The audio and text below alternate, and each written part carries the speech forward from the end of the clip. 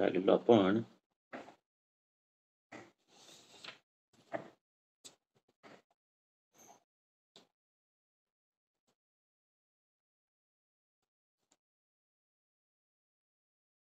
बरं, तर 51व्या श्लोक पासून 51 झालं, 52व्या श्लोक पासून वाचूया.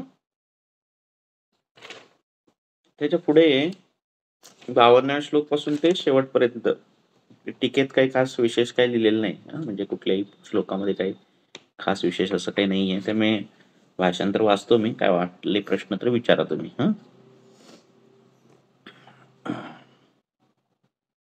52वा श्लोक, शारीरस्थान अध्याय पहिला, 52वा श्लोक. गर्भाचे हृदय हे मातेच्या अंशापासून होते व त्याचा मातेच्या हृदयाशी संबंध असतो. यास्तव गर्भिणीचे डोहाळे न पुरवणे हे इष्ट नव्हे. तर गर्भिणीचे डोहाळे आता जे जे तिला लागतं ते पुरवायचे असतात. भले ते अपत्य जरी असलं तरी कमी प्रमाणात का होईना ते थोडंफार द्यायचं असतं. तिला अहित पदार्थही हितकर पदार्थांसोबत थोड्या प्रमाणात द्यावेत.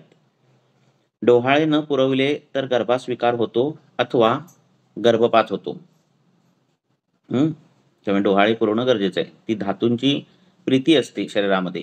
शरीरामध्ये मज्जा प्रीती आहे. तसेच धातू काय बरं, मानसिक प्रीती असते आणि धातूंची प्रीती असते. कुठला धातू कमी झाला किंवा शरीरात जो भावपदार्थ कमी होतो त्या पद्धतीचे शरीर जे आहे ते इच्छा व्यक्त करतं. तशा पद्धतीने जर तो धातू गर्भाचा तयार होत असतो है ना, कुठला तरी बीजावयवातील जो बीजावयव आहे तो अवयव तयार होत असतो आणि तो अवयव तयार होताना त्याला हवा तसा मातृ आहार रस मिळाला नाही गर्भनाडीकडून, आहे की नाही, जसा पाहिजे तसा तो अवयव. सपोज गर्भाचं यकृत तयार व्हायचं आहे आणि यकृत तयार होण्यासाठी जो काही त्यांना भावपदार्थ, त्याला जे काही रॉ मटेरियल लागतं गर्भाला, आहे की नाही, ते जर त्याला मातृ आहार रसातून त्या प्रमाणात मिळालं नाही तर तो भाव निर्माण होतो. तो पदार्थ मागितला जातो गर्भाकडून मातेला, मातेकडून आपल्याला, आणि मग त्या पद्धतीने तो पदार्थ देणं अपेक्षित आहे. लक्षात, जेणेकरून त्या गर्भाचे तेथे धातू, तेथे अवयव व्यवस्थित बनतील. जसं संचयामध्ये विपरीत गुणेच्छा असते आणि समान गुणाची द्वेष असतो ना, हे कसं सहज असतं तशाच पद्धतीचं हे प्रकरण आहे. त्यामुळे डोहाळे न पुरवले असता गर्भास्वीकार होतो. श्लोक नंबर 54. 3ऱ्या महिन्यात 2 हात, 2 पाय, डोके असे 5 गर्भाचे अवयव व्यक्त होतात व सूक्ष्म अंगांची उत्पत्ती होते. मस्तकादिकांबरोबर सुख दुःखाचे ज्ञान उत्पन्न होते. लक्षात, सुख दुःखांचं ज्ञान जे आहे म्हणजे बुद्धी जी आहे ते प्रत्येक आचार्यांची म्हणणं वेगवेगळी आहेत. ग्रंथांतली म्हणणे वेगळी आहेत, वेगवेगळ्या शास्त्रातली म्हणणे वेगवेगळी आहेत. तर सुखदुःखाचंही ज्ञान होते. म्हणजे दुखणं, बाहेर आवाज जर चांगला येत असेल तर सुख निर्माण होणं, वाईट येत असेल तर दुःख निर्माण होणं, असे ज्ञानही व्यक्त अल्प प्रमाणात जे आहे ते व्यक्त होण्याची स्थिती आहे ती. मातेच्या हृदयापासून गर्भाच्या नाभीपर्यंत एक नडी जोडलेली असते व तिच्या योगाने तसा पाटाने मळ्यातील झाडे तद्वत गर्भ वाढतो. केदार कोल्हे न्यायासारखा. 4थ्या महिन्यात अंग प्रत्यंग स्पष्ट होतात व 5व्या महिन्यात चेतना उत्पन्न होते. 6व्या महिन्यात स्नायू, सिरा, केस, बळ, रंग, नखे, त्वचा यांची व्यक्तता होते. तर ज्या महिन्यात जे दिलेलं आहे त्या महिन्यात ते अनुवंशिकता जी असेल तर ती दूर करता येते. म्हणजे तुम्हाला जर सगळ्या त्यांच्या फॅमिलीमध्ये केस भुरकट असतील किंवा पालित्य जास्त दिसत असेल सगळ्यांना, किंवा खालित्य लवकर दिसत असेल, लवकर केस टक्कल पडत असतील, तर तुम्हाला गर्भिणीमध्ये जे काही द्यायचं असेल, केस संदर्भात रसायन द्यायचं असेल तर ते तुम्ही 6व्या महिन्यात दिलं गेलं पाहिजे. तसंच रंग, नखे, बळ हे जे काही आहे ते तर तशा पद्धतीच्या अनुवंशिकता आपल्याला दूर करता येतात. 7व्यात गर्भाचे सर्व अवयव उत्पन्न होऊन तो पूर्ण होतो व वाढू लागतो. 7व्या महिन्यामध्ये गर्भाचे सगळे अवयव पूर्ण होतात, तो पूर्ण वाढू लागतो. त्याच महिन्यात गर्भाने पीडित झालेले वर दाबलेले वातादी दोष गर्भिणीच्या हृदयाचा आश्रय करून तीस कंडू हस्तपादादिकांची आग स्तन उरू उदर यावर वळ्या म्हणजे किक्कीस उत्पन्न करतात. इथं किकवीस लिहिले. मॅक्झिमम ग्रंथामध्ये किक्कीस हा शब्द आलेला आहे. क क आलेला आहे. किकवीस उत्पन्न करतात. तर तो कंडू जो निर्माण होतो आणि त्या ज्या वळ्या निर्माण होतात, स्ट्रेच मार्क्स जे तयार होतात ते त्या पद्धतीचं ते उत्पन्न होतं. आणि त्यावर बोराचे पाणी, मधुर औषधे यांनी सिद्ध केलेले लोणी हितावह आहे. कारण तो कंडू खूप असतो, त्यामुळे त्याच्यावर उपचार दिलेले आहेत. सिद्ध केलेले लोणी हितावह होते. तसेच ज्यात मीठ व स्नेह अल्प आहे असे हलके मधुर भोजन हितकर आहे. मांड्या स्तन पोट यावर चंदन वाळा यांच्या कलकाचा लेप करावा. तसेच काळवीट हरिण ससा यांच्या रक्ताशी त्रिफळा मिश्र करून त्याचा लेप करावा. पोटातून जास्त औषध दिलेलं नाही, कारण ती नॉर्मल कंडिशन आहे. गर्भाचा अवरोध होणार आहे, वायूचं जे अनुलोमन आहे ते व्यवस्थित होणार नाहीये. ह्या सगळ्या परिस्थितीमध्ये ह्या सगळ्या गोष्टी घडणार आहेत आणि त्यामुळे काही गोष्टी ह्या प्राकृत अवस्थेत आपल्याला हे करायलाच हव्या. त्यामुळे वरून लेप दिले फक्त. यांच्या कलकाचा लेप करावा. तसेच काळवीट हरिण ससा यांच्या रक्ताशी त्रिफळा मिश्र करून त्याचा लेप करावा. कण्हेरीच्या पानात सिद्ध केले तेल लावून परवल कडुलिंब मंजिष्ठा तुळस यांनी अंगाचे मर्दन करावे. तिथं करवीर सिद्ध तेल आम्ही बनवलेलं आहे, ते बनवता येतं. दारू हळद आणि देवदार यांच्या काढ्याचा परिषेक करावा आणि वारंवार अंग धुवावे. दारू आणि यष्टी यांच्या काढ्याचा परिषेक करायचा, म्हणजे आंघोळीच्या पाण्यात टाकून जरी हे केलं तरी चालतंय, असं टिकेत दिलेलं आहे. आणि वारंवार अंग धुवावे. 8व्या महिन्यात आईच्या आणि मुलाच्या देहात तेज ओज वारंवार पाळीपाळीने संचार करते. त्यामुळे ती क्रमाने म्लान तसेच हर्षित होतात. मुलास ओज आले तर ते हर्षयुक्त होते, आईचे गेले तर ते म्लान होतं. आईचे आले तर ते हर्षयुक्त होते. या महिन्यात मूल झाले असता ते मरतेच, कारण त्याच्या अंगात अजून ओज चांगले मुरले किंवा स्थिरावलेले नसते. माता मरेल किंवा नाही याबद्दल मात्र संशय असतो. त्यामुळे 7व्या महिन्यात डिलिव्हरी झाली तर शक्यता असते, बरं ते डेव्हलपमेंट कमी असेल, पण ह्याची पण 8व्या महिन्यात शक्यता जरा कमी असते त्यांनी सांगितलेलं आहे. या महिन्यात दुधात केलेली भाताची पेज तूप घालून द्यावी. मधुर पदार्थात सिद्ध केलेल्या तुपाचा अनुवासन बस्ती द्यावा 8व्या महिन्यात. पुष्कळ दिवसांच्या मुलाची शुद्धी व्हावी म्हणून वाळलेले मुळे आंबट बोरे यांच्या काड्याच्या बस्ती बडीशेपाचा कल्क तेल तूप सैंधव घालून द्यावा असे बस्ती दिले जातात व्यवहारामध्ये. पण 8 महिने पूर्ण होऊन वर 1 दिवस जरी गेला तरी पुरे. त्याच्या पुढे प्रसूतीचा योग्य काळ समजावा. वायूच्या योगाने 1 वर्षावर गर्भपोटात राहिला असता तो विकार उत्पन्न करतो. म्हणजे 1 वर्षापेक्षा तो जास्त जर पोटात राहिला तर वायूच्या ह्याने तो विकार उत्पन्न करतो. 9व्या महिन्यात गर्भिणीस स्नेह मांसरस यांनी मिश्रित भात पुष्कळ स्नेह घालून यवागू, म्हणजे तांदळाच्या 6 पट पाणी घालून केलं जातं भात, पातळ भात, खिचडी टाईप. आणि पूर्वी सांगितलेलं अनुवासन हे हितकर आहे 9व्या महिन्यात. 9व्या महिन्यात तुम्ही पिचू धारण जरी दिलं किंवा अनुवासन बस्ती किंवा मात्रा बस्ती जरी दिल्यात तरी डिलिव्हरीच्या वेळी जो पेनिंग आहे ते खूप म्हणजे पेनलेस डिलिव्हरी होते. पेनिंग तेवढं होत नाही. नंतर वात प्रकोप होणार आहे, तो अभिसंस्कृत केल्यामुळे वात प्रकोप पण तेवढ्या पद्धतीने होत नाही. तर 9व्या महिन्यात तुम्ही देऊ शकता. त्यानंतर गर्भिणीच्या योनीत नेहमी कापसाचा बोळा स्नेहात भिजवून ठेवत जावा. वातनाशक औषधींच्या पानांचा काढा थंड करून त्याने दररोज स्नान घालावे. तर खूप पेनिंग कंट्रोल करता येतं अनुवासन दिलं किंवा पिचू धारण दिलं तर. 9वा महिना लागल्यापासून गर्भिणीचं अंग नेहमी स्नेहयुक्त ठेवावे. नेहमी तेल लावायचं, कारण आता त्याच्यानंतर होणार आहे तो मोठ्या प्रमाणात वात प्रकोप आहे, म्हणून आधीच हे करायचंय. जिच्या उजव्या स्तनात प्रथम दूध येते ती कोणताही व्यापार करत असता उजवा पाय अथवा हात पुढे करते. जिला पुल्लिंगी पदार्थाचे डोहाळे होतात, जिला पुल्लिंगी पदार्थाचे प्रश्न प्रिय असतात, जी स्वप्नात पुल्लिंग पदार्थ पाहते, जिची उजवी कुस डाव्या कुशीपेक्षा उंच असते, जिचा गर्भाचा आकार बाहेरून वाटोळा असतो तिला पुत्र होतो, जिला ज्याच्या विपरीत लक्षणे दिसतात तिला पुरुषाच्या समागाची इच्छा होते, जिला नाचणे गाणी लाजवेल सुगंध फुले धारण करते अशा गोष्टी आवडतात तिला मुलगी होते. लक्षात तर त्यांनी त्यावेळी ते ऑब्झर्वेशन नोट केलेली आहेत. आता तशी नोट करून बघा. ती मिळतायत का, जुळतायत का. पुढे आवाज येतोय ना माझा.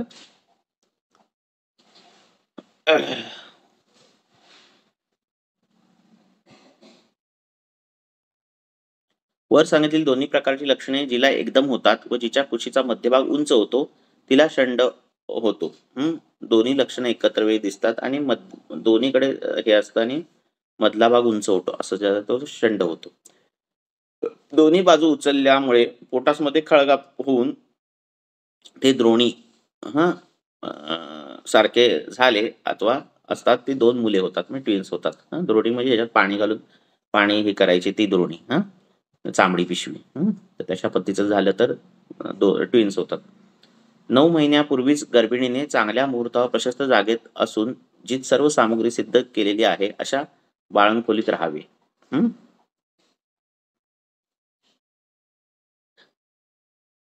जेथे सुहिणी सह वर्तमान राहून तिथे बाळंत होण्याची वाट पाहावी. आज उद्या प्रसूत होणाऱ्या स्त्रीची लक्षणे येणेप्रमाणे.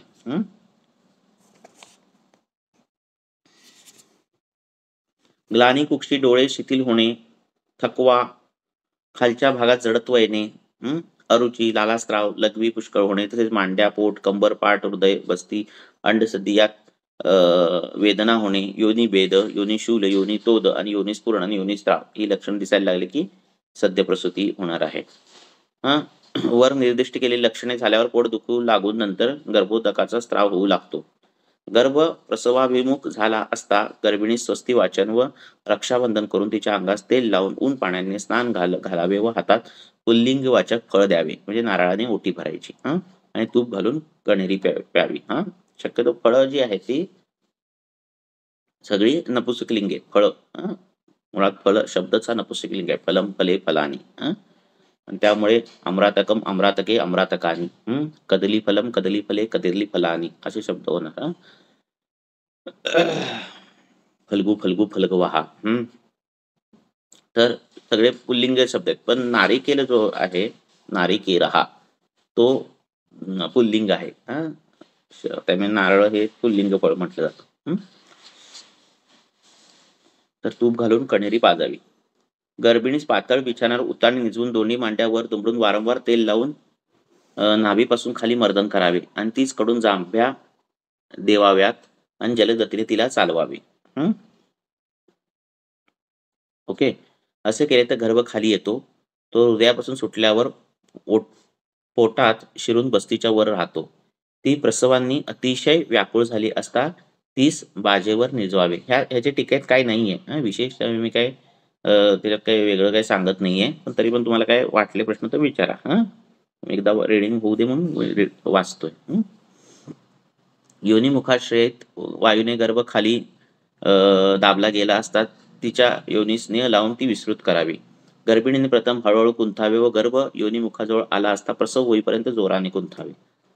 तू बाळंत झाली आहेस, तुला उत्तम मुलगा आहे असे म्हणून तिच्या अंगावर थंड पाणी शिंपडून वारा घालून तिला आनंदयुक्त करत जावे. तर थंड पाणी शिंपडलं तर मन एकाग्र होतं आणि वायूला अनुलोमन गती मिळते. म्हणजे वर कुठे वायू जात नाही. आश्चर्यचकित झालात किंवा अशा पद्धतीने तर त्यावेळी जे आहे ते मन आणि वायू जो आहे तो त्याला योग्य गती मिळतेच आणि चंचलत्व कमी होतं. याप्रमाणे तिला उमेद दिली असता प्रसव वेदनांनी व्याकुळ झालेला प्राण परत येतात. गर्भ अडकून राहिल्यास कृष्ण सर्पाच्या मेंगेचा धूर योनीस द्यावा. सोनचाफ्याची मुळी, स्थलकमलिनी अथवा कळलावीचा कांदा हातात पायात धरावा. वार न पडल्यास बाळंतिणीस दोन्ही हातांनी धरून हलवावी, म्हणजे वार पडेल. कमरेखाली खोटेने मारावे. तसेच कुल्ले खूप घट्ट दाबावे. तालू घसायास वेणी लावावी. डोक्यावर तिरदार निवडुंगाचा चीक लावावा. भुर्जपत्रे, कळलावी, कडुदुडी, सापाची मेंग, कोष्ठ, शिरस यापैकी एकाचा, दोहोंचा अथवा सर्वांगाचा योनीस लेप करावा. धूर द्यावा. कोष्ठ, तालीसपत्र यांचा कल्क सुरामंड बरोबर अथवा कोळतांच्या काड्याबरोबर अथवा बेलाबरोबर आस्वासोबत प्यावा. जर गर्भ अडकून राहिला तर तो सुटण्यासाठी हे सगळे प्रकार आहेत. आलं लक्षात? तर ह्या सगळ्या प्रकाराने काय होतं, कॉन्ट्रॅक्शन जास्त होतं आणि कॉन्ट्रॅक्शन जास्त झाल्यावर तो गर्भ सुटतो. बडीशेप, मोहऱ्या, जिरे, शेवग्याचे बी, ओवा, चित्रकमूळ, हिंग, कोष्ट, गेळफळ यांनी गोमूत्रात, दुधात सिद्ध केलेले शिरतेल तेलाच्या दुधात व योनीत पिचकाऱ्या माराव्यात. तसेच बडीशेप, वेकंड, कोष्ट, पिंपळी, मोहऱ्या यांचा कल्क, तेल व सैंधव घालून त्यांचा निरोबस्ती दिला असता वार लागलीच पडते. कारण वार पडण्यास वायूने प्रतिबिंब झाला असतो व तो निरोहाने कमी झाला की सहजच वार पडते. तर एक निरो दिला की होऊन जातं. गावात पूर्वी ह्या सगळ्या प्रकार केले जायचे. गावात ज्यावेळी डिलिव्हरी व्हायच्या तर रेअरली अडकणं हे प्रकरण व्हायचं. मुळात प्रेग्नन्सी हे काही मोठा आजार नाहीये. प्राणी जन्म घालतात तसं माणूस पण जन्म घालतो. पण त्याला एवढं वलय दिलं गेलंय की त्याच्यात जणू काही तो आजारच आहे असं ते भासवलं गेलेलं आहे. पण जनरली सगळं नॉर्मली होतं. पूर्वी बायका डिलिव्हरीच्या वेळी टॉयलेटला गेल्या तरी तिथे डिलिव्हरी होऊन बाळ घेऊन यायच्या. इतकं इझी व्हायचं ते सगळं प्रकरण. आता व्यायाम गेला, बाकीच्या सगळ्या गोष्टी गेल्या, खाणं-पिण्याच्या सवयी ह्या सगळ्या गोष्टी गेल्या. पण त्यामुळे खूप प्रॉब्लेम्स आलेले आहेत आणि मुळात ते बिंबवलं गेलेलं आहे की काहीतरी आता मोठं आहे आणि औषधं दिली पाहिजेत, हे दिलं पाहिजे, ते दिलं पाहिजे असं सगळं ते बिंबवलं गेलेलं आहे. अथवा कुशल सुईणीने हाताची नखे काढून त्यास तेल लावून वार ओढून काढावी.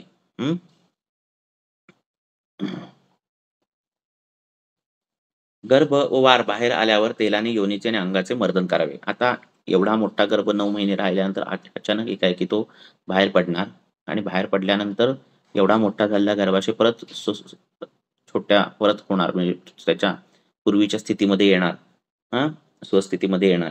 हे सगळं होताना वातप्रकोप खूप होणार आहे. आणि त्यामुळे लगेच तेलाने मर्दन करणं हे सगळं अपेक्षित आहे. आणि हे सगळं व्यवस्थित झालं तर डिलिव्हरीनंतर परत गर्भाशयामध्ये खवय गुडणं कुठलं राहत नाही. नंतर होणारे फायब्रॉइडच्या संप्राप्त्या बिंप्राप्त्या ह्या इथे सगळ्या बसलेल्या आहेत. डोके, बस्ती, कोठा यात जो शूल उत्पन्न होतो त्यास मक्कल असे म्हणतात. त्यावर यवक्षाराचे बारीक चूर्ण, तूप किंवा ऊन पाणी याबरोबर द्यावे. तर तुपासोबत यवक्षार दिला तर तो कमी होऊन जातो. तर अथवा गूळ, सुंठ, मिरी, पिंपळी, दालचिनी, तमालपत्र, वेलची यांचे चूर्ण घालून धन्याचा किंवा हिम किंवा काढा किंवा हिम किंवा फांट असा द्यावा. त्यानंतर उत्तर स्थानातील पहिल्या अध्यायात सांगितल्याप्रमाणे स्त्रीने मुलाचे संगोपन करावे. बाळंतिणीस भूक लागली असता पंचकोल चे चूर्ण घालून 8 प्रहरांनी जिरे इतकं तूप किंवा तेल तिला पाजावे. त्यावर ऊन केलेले गुळाचे पाणी पिण्यास द्यावे. तर गुळाचं पाणी बिणी द्यायचं म्हणजे परत जे आहे ते रसधातू रक्तधातू सगळा चांगला व्हायला लागतो. आणि जी काही पेज द्याल त्याच्यात पंचकोल घालायचं आणि ते काय तिला खायला द्यायचं, जे काय द्यायचं ते. कारण वात प्रकोप खूप होतो. वात प्रकोपाने अग्नी हॅम्पर होते आणि अग्नी कमी झाला की परत भुकेचा प्रॉब्लेम होतो. म्हणून पंचकोलाने सिद्ध सगळं द्यायचं. तिला जेवण द्यायचं, भात द्यायची तूप घातलेला अशा पद्धतीने. अथवा वातग्न औषधांचा काढा द्यावा. तर जनरली पहिला आपण बाळंतकाढा 1, बाळंतकाढा 2, बाळंतकाढा 3 असे देतो. पहिल्या काढ्यामध्ये जे काही द्रव्य द्यायचे ती गर्भाशय शोधन व्हावं, कारण थोडंफार दोष जर राहिलेले असतील तर सुतिका ज्वरबीर होतो. त्यामुळे देवदार सारखी द्रव्य, एरंड मुळासारखी द्रव्य ही पहिल्या काढ्यामध्ये असायला हवीत. दुसऱ्या काढ्यामध्ये दशमूळ असायला पाहिजे. म्हणजे पहिल्या काढ्यामध्ये दशमूळ असायचं आणि ही सगळी द्रव्य ठेवायची. दुसऱ्यामध्ये दशमूळ ठेवायचं आणि तिसरा काढा जो आहे त्याच्यामध्ये अश्वगंधारिष्ट आणि परत दशमूळ अशा पद्धतीने बाळंतकाढा 1, 2, 3 असे द्यायचे. अथवा वातग्न औषधांनी काढा द्यावा, जेणेकरून वायूचा कोप न होता दुष्ट झालेले रक्त शुद्ध होते. हा क्रम 2 किंवा 3 दिवस चालवावा. जिला स्नेह देणे, आता गर्भ झाला, गर्भ पाडला की तिथपासून ते पिरियड येईपर्यंत ती आहे सुतिका. काही आचार्य म्हणतात 1.5 महिना सुतिका आहे, काही म्हणतात पिरियड येईपर्यंत सुतिका. प्रत्येकाची मतं वेगवेगळी आहेत. तर जिला स्नेह देणे योग्य वाटल्यास हा काळ एवढा महत्वाचा अशासाठी आहे की पूर्ण बाहेर पडणार आहे. तिच्यात वातप्रकोप मोठ्या प्रमाणात होणार आहे. आतापर्यंत ती एका जीवाला पोषण देत होती आणि एकाएकी हे सगळं तुटलेलं आहे. त्यामुळे तिचे सगळे धातू परत व्यवस्थित व्हायला पाहिजे, तिचा अग्नी व्यवस्थित व्हायला पाहिजे. गर्भाशयाला झालेला व्रण व्यवस्थित झाला पाहिजे, वातप्रकोप कमी झाला पाहिजे, ह्या सगळ्यांचा विचार करून ही सुतिका परिचर्या आहे. हं? का?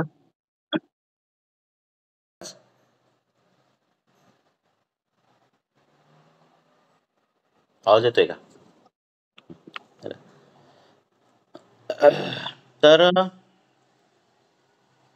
हां, जिला स्नेह अयोग्य वाटेल तिला वरचीच औषधे स्नेह न घालता द्यावी व औषध दिल्यावर पोटास तेल आणि तूप लावून फडक्याने बांधावं. तर पोट बांधणी, पाठ बांधणी हे पूर्वी असायचं. ओढणी किंवा साडीने ते पोटबीट आहे पूर्ण बांधलं पाहिजे. बंधन चिकित्सा ही वाताची आहे आणि जिथं आशयामध्ये रिक्तता येते तिथे तो वातप्रकोप जोरात होतो. त्यामुळे ती आशयाची रिक्तता काढायची असेल तर बांधलं पाहिजे पोट. तर पोट बांधायचं, तेल-बिल लावायचं आणि पोट बांधायचं. जेणेकरून परत नंतर पोट पण वाढत नाही आणि वातप्रकोप पण होत नाही. वरील औषधाचे प्रवण झाले असता तिला स्नान घालून पंचकोलाने सिद्ध कण्हेरी द्यावी. 3 दिवसांनी विदार्यादी गणातील औषधांच्या काड्यात सिद्ध केलेली यवागू पुष्कळ तूप घालून द्यावी आणि सवय सवय असल्यास दुधात सिद्ध केलेली यवागू द्यावी. 7 रात्रीनंतर बाळंतिणीस हळू ब्रुहण द्यावे. हळूहळू ब्रुहण द्यायचं कारण अग्नी हे झालेला आहे. काही वात प्रकोप झालाय ना, त्यामुळे हळूहळू पंचकोल देत देत देत देत देत देत जसं जसं अग्नी वाढवायचा आणि नंतर ब्रुहण करायचं, जे काही द्यायचं असेल ते. नंतर 12 दिवस झाल्यापासून बाळंतिणीस मांस देऊ नये. रस किंवा मांस देऊ नये. ते जड पण आहे या पण दृष्टीने आणि बाकीच्या पण दृष्टीने. बाळंतीचे उपचार फार जपून करावे कारण गर्भाची वृद्धी, प्रसव वेदना, क्लेद, रक्त यांचा स्त्राव, गर्भासंबंधी दाब यांच्या योगाने तिचे रोग कष्टसाध्य होतात. लक्षात. तर बाळंतीचे उपचार जपून करायचे आणि हे सगळं हे करायचं. याप्रमाणे 1.5 महिना वागून पुढे आहार विहारांचा नियम सोडावा व परंतु पुन्हा अर्थदर्शन होईपर्यंत तिला बाळंतीणी सुतिका असे म्हणावे.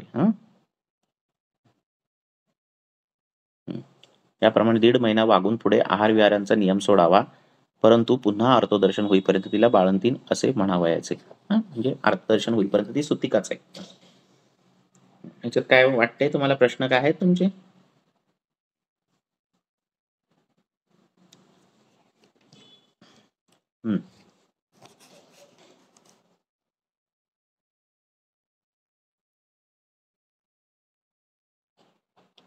आहेत का काय प्रश्न?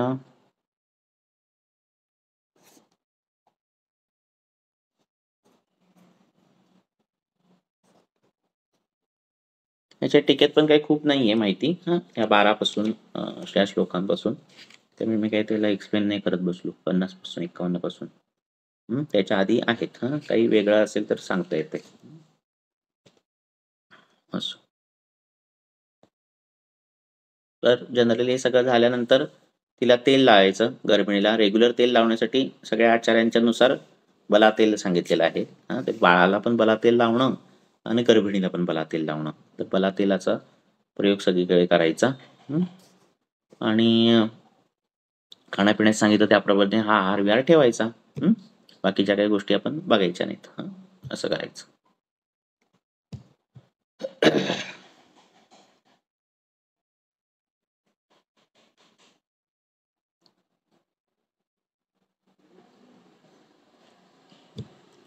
ठीक आहे, थांबूया. काही प्रश्न नाही.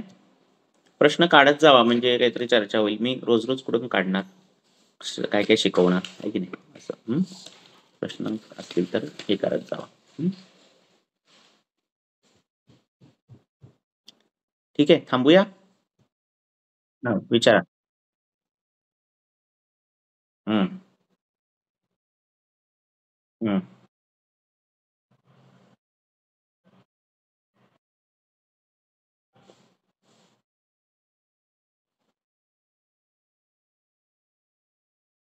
हम्म हम्म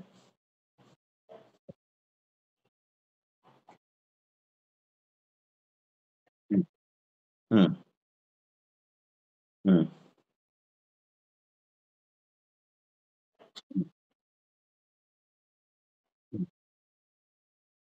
हम्म हम्म हम्म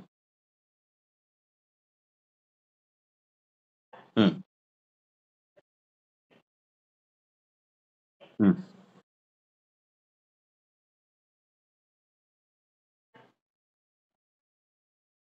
हं, हं,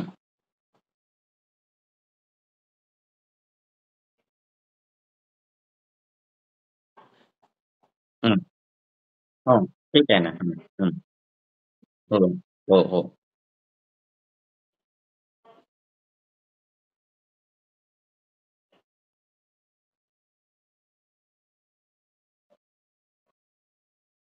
हं. नाही, गर्भस्थापन गण लगेच चालू करायचा. हं. दुर्वाघृत चालू करायचा, गर्भस्थापन गण चालू करायचा, शतावरीसारखे हे करायचे चालू. हे सगळं चालू करायचं. हं. आलं लक्षात? की मग काय प्रॉब्लेम येत नाही. हं. आलं लक्षात? हां. जरी स्पॉटिंग झालं तरी हे चालू करायचं. हं. शीतकल्प, ब्रूहण करणाऱ्या गोष्टी आहेत ना, त्या सगळ्या चालू करायच्या. हं. दुर्वाघृत जे आहे ते जेवणाआधी द्यायचं. हं. 1-1 चमचा, अर्धा-अर्धा चमचा असं द्यायचं. हां. तर लगेच ते थांबतंय सगळं. हं. आणि परत गर्भ राहतो. हं. ओके. हां, म्हणजे ते स्पॉटिंग थांबतं. हां, म्हणजे ते स्पॉटिंगमुळे काय होत नाही. हं. असं. हं. ओके. दुर्वा या गवत आहे आणि त्या सुकत नाहीत लवकर. आलं लक्षात? त्यांच्यामध्ये जीवशक्ती खूप आहे दुर्वांमध्ये. आलं लक्षात? आणि बाकीच्या पण दृष्टीने म्हणजे मांगल्यकर, पापग्नी ह्या दृष्टीने पण दुर्वांना महत्त्व आहे आध्यात्मिक गोष्ट. त्यामुळे गर्भ राहणं, गर्भ पडणं ह्यामध्ये बाकीचे पण जे काही विषय येतात ते पण या दुर्वा कव्हर करतात. त्यामुळे तुम्ही बाकीच्या गोष्टीसाठी वापरत असाल तर दुर्वाघृत वापरायचं ह्या अशा गोष्टींमध्ये. हं. असं. हं. हं. हां, हां. चालतंय ना दुर्वा. हं, हं, हं. त्याचा खूप चांगला फायदा होतो दुर्वांचा. हो, चालतो ना. चालतो ना, चालतो ना. स्वरच चालतो ना.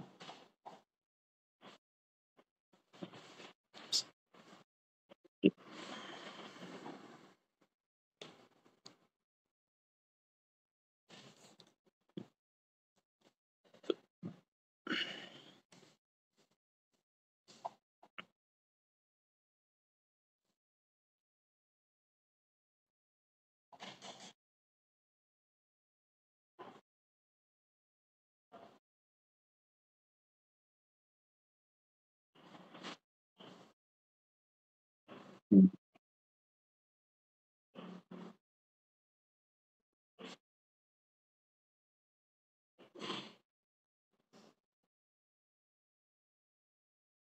हं,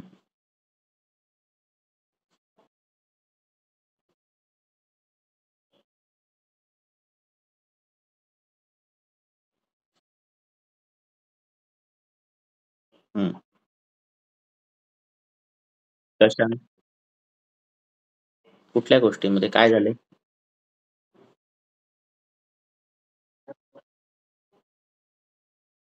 हं. मग आता प्रॉब्लेम काय होतोय? तर मला केस आठवेना म्हणजे तुम्ही म्हणताय ते. तिचं काय होतं? ओव्ह्युलेशन होत नाही का?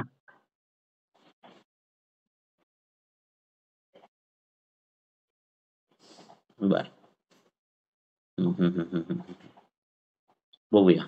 केस टाका बघू. हं. पण अवरोध काय असेल तर तो बघूया. हां. अवरोध जर काय असेल तर तो बघा. अजमोदासारखी द्रव्य, लता करंजीसारखी द्रव्य ही वापरून पण ते हे करता येतं. हं. तुम्ही आता बघा अजमोदा आहे की नाही अजमोदा? कुठे गेला तो अजमोदा?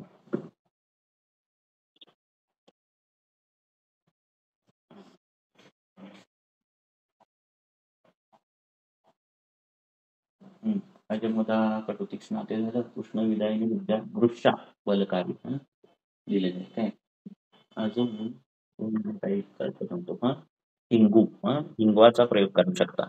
ज्यावेळी ओव्ह्युलेशन सगळं काही ओके आहे, फलद्रुत चालू आहे, काही त्यावेळी हिंगाचा प्रयोग करू शकतो. मी हिंगाचा ज्यावेळी बघाल काय तर त्याच्या श्लोकामध्ये स्त्री पुष्प जननम. हं. स्त्री पुष्प जननम. आलं लक्षात वर्ड आलेले आहेत. तर हा प्रत्येक श्लोक जे अष्टौषधी द्रव्य आहेत ना तुमच्याकडे त्यांचे कैशोर निघंटूचे, भावप्रकाश निघंटूचे आणि जे कुठले निघंटूचे श्लोक आहेत त्यांचा बारीक अभ्यास केला तर तुम्हाला अशी द्रव्य मिळतात. तर त्याचा आपण काही वापर, कारण आपण सगळं मग मधुर देतो आणि तरी पण वाटतं असं का होत नाही. तर तिथं कदाचित अवरोधजन्य संप्राप्त्या असतात. हं. तर त्यामुळे हिंगू, अजमोदासारख्या द्रव्यांनी जातात त्या. हं. आणि ते होतं. हं. त्यामुळे आपण हिंगाला फक्त ते आदमान या प्रकारेच बघितलेलं असतं. पण स्त्रीपुष्प जननम असं कधी बघितलेलं नसतं. आहे की नाही? तर तर त्या अशा गोष्टी आहेत बारकावे. ते मला केस डिटेल जरा आणि मी बघेन, मला आठवत नाही. हं. ओके. चालेल. ओके. ओके. चला थांबूया.